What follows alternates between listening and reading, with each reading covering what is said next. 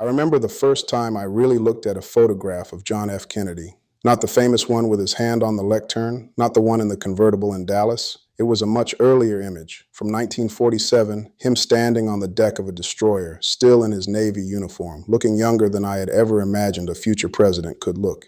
He was 29 years old and he had just announced his first campaign for Congress. And I remember thinking, this is a man who almost never should have made it this far. The story of how John Fitzgerald Kennedy became President of the United States is not really a story about inevitability. It is a story about contingency, about the narrow margins between obscurity and power, about how a second son from a fiercely ambitious family navigated illness, tragedy, and the kind of institutional skepticism that usually keeps outsiders on the outside. His grandfathers, Patrick Kennedy and John Fitzgerald, were both Boston ward bosses, men who understood that political power in early 20th century Massachusetts was built precinct by precinct, favor by favor, block by block. His father, Joseph Kennedy, took that local foundation and transformed it into something national, then international. He made a fortune in the stock market and real estate, in liquor distribution during Prohibition, and film production in Hollywood. He served as ambassador to Great Britain under Franklin Roosevelt. He expected one of his sons to become president. He expected it to be the oldest one. Joseph Kennedy Jr. was the designated heir. He was taller, more conventionally charismatic, more physically robust than his younger brother.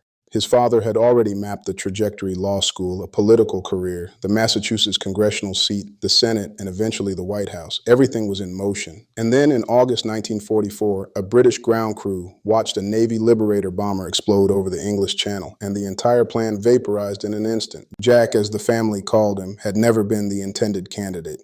He had spent much of his childhood and young adulthood sick, sometimes dangerously so. He had scarlet fever as an infant. He nearly died from a streptococcus infection at 13. He suffered from chronic colitis, recurring fevers, debilitating back pain that would plague him for the rest of his life.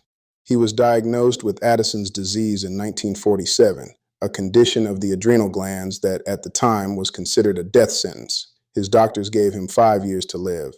That he survived at all was a function of experimental treatments, extraordinary privilege, and his own relentless refusal to be defined by his physical limitations.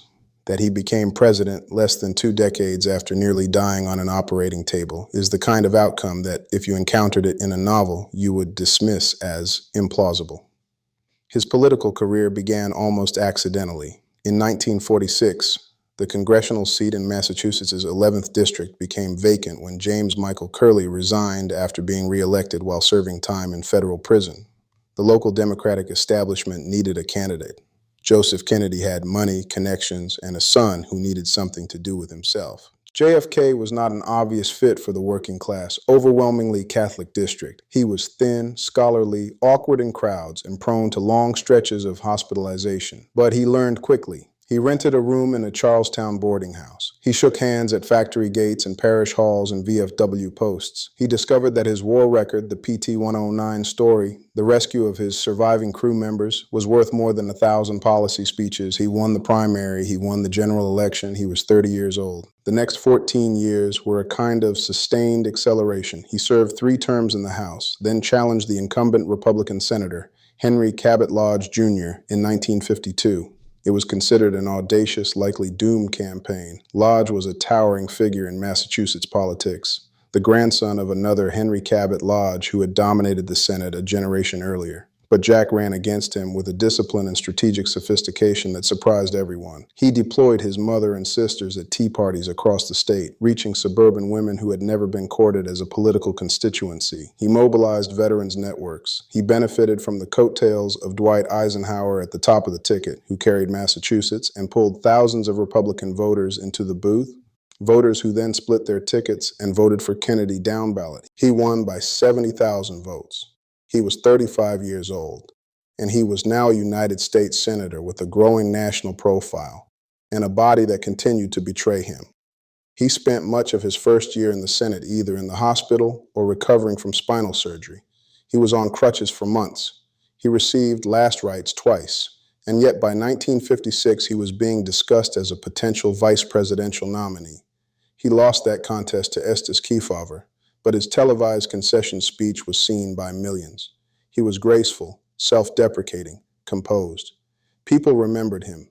People who had never met him started forming impressions, and the impressions were largely favorable. His path to the 1960 nomination was not smooth. He faced Hubert Humphrey in the primaries, then Lyndon Johnson at the convention, and he faced the persistent, unspoken question of whether the country was ready for a Catholic president. Al Smith had been crushed by Herbert Hoover in 1928, buried under an avalanche of anti-Catholic prejudice. The conventional wisdom held that a Catholic could not win the presidency, could not carry the Protestant South, could not overcome the lingering suspicion that his first allegiance would be to Rome rather than the Constitution. Kennedy confronted the question directly. In September 1960, he spoke to the Greater Houston Ministerial Association, a gathering of Protestant clergy in Texas, and he drew a line. He said he believed in an America where the separation of church and state is absolute. He said he would resign rather than violate his oath of office. He said he was not the Catholic candidate for president. He was the Democratic candidate for president who happened also to be Catholic. It was a masterful performance. He won the nomination. He won the general election by 112,000 votes out of 68 million cast, the closest presidential election since 1884. He was 43 years old, the youngest man ever elected to the office, and he took the oath on a brutally cold January morning with his hand on the same Bible his grandfather had used for his own swearing-in ceremonies. He inherited a country on edge. The Soviet Union had demonstrated its intercontinental ballistic missile capacity. The nuclear balance of terror was shifting from bombers to missiles, compressing the warning time from hours to minutes. Fidel Castro had come to power in Cuba, 90 miles from Florida. The civil rights movement was accelerating, and the federal government was still largely standing on the sidelines. The economy, while growing, was not growing fast enough to satisfy the expectations of a post-war generation that had been told it could have anything it wanted. And he inherited an intelligence apparatus that was, at that moment, already deep in the planning of something that would define and haunt his presidency. The Bay of Pigs invasion had been conceived under Eisenhower, trained under Eisenhower, funded under Eisenhower. Kennedy approved it, or at least did not cancel it, and in April 1961, 1,400 Cuban exiles landed at the Bahia de Cochinos and were annihilated within 72 hours. It was a disaster of almost comic incompetence disguised as tragedy. The airstrikes failed to destroy Fidel Castro's air force. The landing site was swampy and indefensible. The expected popular uprising never materialized. The president, who had been assured that the operation was deniable and that American involvement could be plausibly concealed, found himself standing in the White House while the New York Times reported that the CIA was running the show. He took full public responsibility. He also privately told aides that he wanted to splinter the CIA into 1,000 pieces and scatter it to the winds. That moment, I think, is the true beginning of the story that ends in Dallas.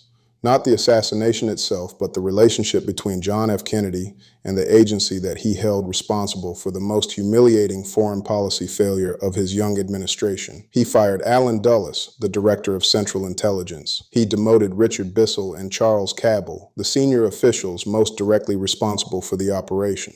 He created an atmosphere in which the professionals at Langley understood that they were not trusted, that they were being watched, that the president's brother was conducting his own parallel investigations and would not hesitate to act on what he found. The CIA, for its part, did not react well. Dulles remained in touch with his former subordinates. Bissell and Cabell nursed their grievances. The officers who had run the anti-Castro programs, who had recruited the exile army, who had promised the volunteers that their country would not abandon them, watched the invasion fail, and then watched their commander-in-chief refuse to provide the air support that might have saved it. They felt betrayed. Some of them never got over it. And then came the Cuban Missile Crisis, 13 days in October 1962, when the world came closer to nuclear war than at any point before or since. Kennedy stood against the unanimous recommendation of the Joint Chiefs, who urged an immediate invasion and airstrikes. He chose the blockade, the quarantine, the diplomatic back channel. He traded away the Jupiter missiles in Turkey, a concession he had to keep secret for decades. He and Khrushchev reached an accommodation that neither could fully defend in public, but that both understood was the only alternative to annihilation. The Joint Chiefs were furious. General Curtis LeMay told the president that his decision was the greatest defeat in American history. LeMay said it was worse than anything the Soviet Union could have done to us militarily. He said we should have invaded. Kennedy did not respond to that. He just looked at LeMay with an expression that witnesses described as almost pitying. and then he left the room. So by the beginning of 1963, John F. Kennedy had a complicated set of enemies. He had the organized crime figures who were furious at his brother's prosecutions and who had lost their lucrative Havana casinos when Castro came to power. He had the anti-Castro exiles who believed he had abandoned them at the Bay of Pigs and was now pursuing secret negotiations with the man they had sworn to overthrow. He had the military brass who thought he was soft on communism and had denied them the opportunity to crush the Soviet threat once and for all. And he had the intelligence officers who blamed him for the collapse of their Cuban program and resented the scrutiny that the Kennedy Justice Department was bringing to their operations. Any one of these groups might have wished him harm. Several of them had the means and the connections to act on those wishes, but the crucial question, the question that has never been satisfactorily answered, is whether any of them actually did. This is where I have spent most of my time with the 2025 document releases, not looking for a single piece of paper that says we killed the president. That paper does not exist, or at least has not surfaced, and I am increasingly convinced it never will. But looking for the connections, the intersections, the places where these different threads of grievance and opportunity crossed each other. And the more I read, the more I keep returning to one document in particular. It is dated November 14th, 1963. That is 8 days before Dallas. It is a memorandum for the record from a meeting in the cabinet room of the White House. The subject line reads, "Minutes of the meeting to review the Cuban program." And the list of attendees reads like the table of contents for a history of American power in the 20th century. Secretary of State Dean Rusk, Secretary of Defense Robert McNamara, Attorney General Robert Kennedy, Director of Central Intelligence John McCone, McGeorge Bundy, General Maxwell Taylor, Richard Helms, Desmond Fitzgerald. These are not peripheral figures. These are the people running the country, sitting in a room 8 days before the president is killed, discussing in granular detail a covert program of sabotage, propaganda, and assassination attempts against the government of Fidel Castro. Now, you have probably heard versions of this story before. The Bay of Pigs, the Cuban Missile Crisis, the various CIA plots to kill Castro with exploding cigars and poison pens and mafia hitmen. But here is what I had never fully appreciated until I read the minutes of that November 14th meeting. This program was not some rogue operation happening in the shadows without the president's knowledge. John F. Kennedy was in that room. He was briefed. He asked questions. He approved the continuation of the program. And the scope of it was far broader than I think most people realize. The CIA was running 74 singleton agents inside Cuba, 79 identified sub-agents, a black team operating illegally in the Pinar del Rio area with 55 agents in its network. They were mailing 30 to 40,000 pieces of propaganda into Cuba every month. They were broadcasting 32 hours of radio programming daily across 7 different stations. They had documented 109 instances of internal sabotage since the previous April, derailed locomotives, destroyed high-tension power lines, burned trucks and factories, and they were supporting autonomous anti-Castro groups, most notably Manuel Artime and his organization, who were developing bases in Costa Rica and Nicaragua, preparing ships, training men for their first operations, which were expected to begin in December of 1963. The CIA was priming the pump, as the memo puts it, with arms and ammunition delivered in such a way that even Artime himself would not know it came from the United States. I read that sentence about 5 times. The CIA was arming Cuban exiles for raids against Castro using deniable channels, less than 2 weeks before President Kennedy was shot. And one of the groups they were supporting, the Directorio Revolucionario Estudiantil, or DRE, had a documented history of contact with Lee Harvey Oswald.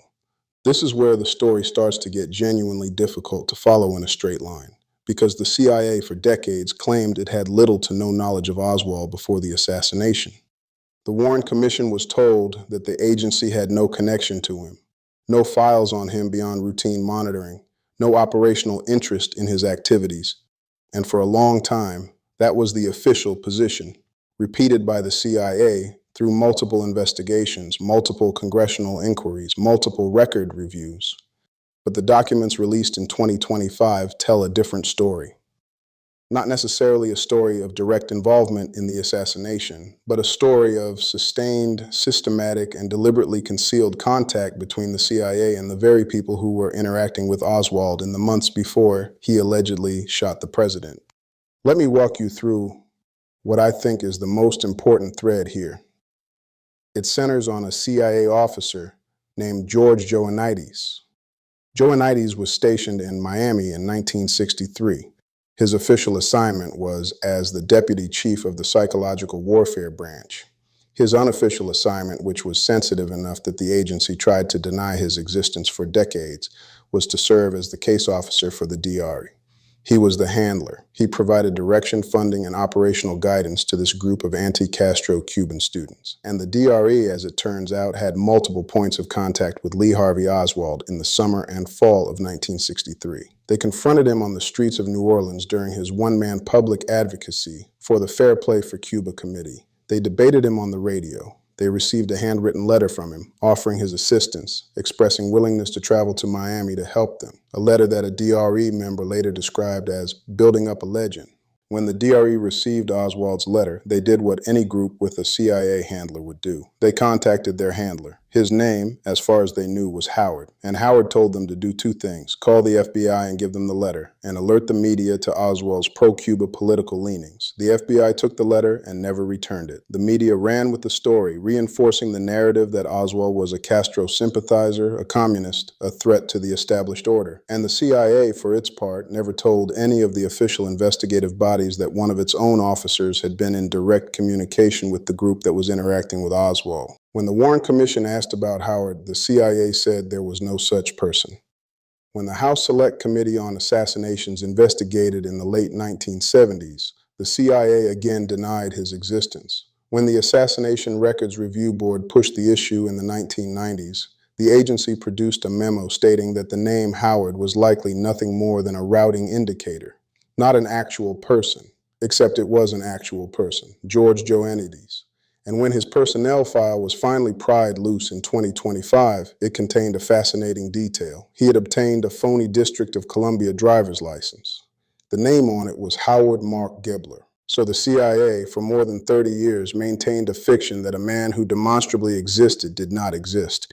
In response to repeated inquiries from Congress and the public about whether the agency had any connection to individuals who were in contact with the accused assassin of a president, they issued commendations to Joannides for his handling of the Cuban student groups and for his later role as the liaison to the House investigation, where researchers have stated that he actively obstructed their access to files and changed the way document requests were processed. Now, I need to be very careful here because this is the point where the story tempts you to jump to conclusions. It is incredibly tempting to read this sequence and say, aha, the CIA did it. They had motive, they had opportunity, they had a handler connected to Oswald, they covered it up for 60 years, case closed. But I do not think that is the right conclusion, or at least I do not think it is the complete conclusion. Rolf Mowat Larsen, a former CIA counterintelligence officer who has studied this case extensively, articulated something that I found very persuasive. He said that a plausible theory is not that the CIA orchestrated the assassination, but that rogue officers created the circumstances that allowed it to happen. And then the agency covered it up not because they were guilty of killing Kennedy, but because they were trying to hide the secrets of what they had been doing in the years leading up to it. The House Select Committee on Assassinations, after extensive acoustic analysis of a Dallas Police Department dictabelt recording, concluded that there was a high probability that two gunmen fired at President Kennedy. They specifically stated that scientific acoustical evidence establishes a high probability that two gunmen fired at the president and that other scientific evidence does not preclude the possibility of two gunmen. This conclusion has been contested. The FBI conducted its own analysis and reached a different result. The National Academy of Sciences subsequently reviewed the evidence and expressed skepticism about the acoustic methodology, so I am not going to stand here and tell you that the second shooter is a proven fact. It is not. The evidence is disputed, the experts disagree, and the original recording has been subject to multiple interpretations. The House Committee, after a multi-year investigation with full subpoena power and access to classified materials, concluded that President Kennedy was probably assassinated as a result of a conspiracy. They were unable to identify the other gunmen or the extent of the conspiracy. They were unable to determine who else was involved.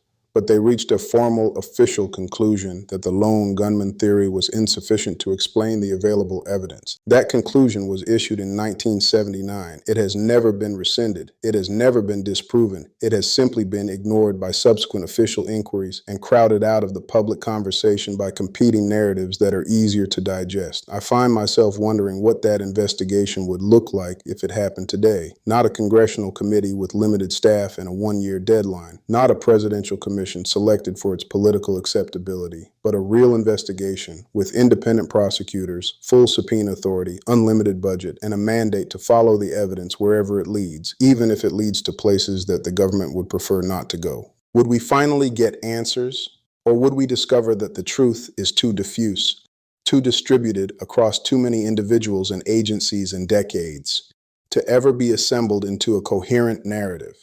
I do not have an answer to that question, but I do think the 2025 releases represent something of a turning point, even if it is not the kind of turning point that generates clean headlines.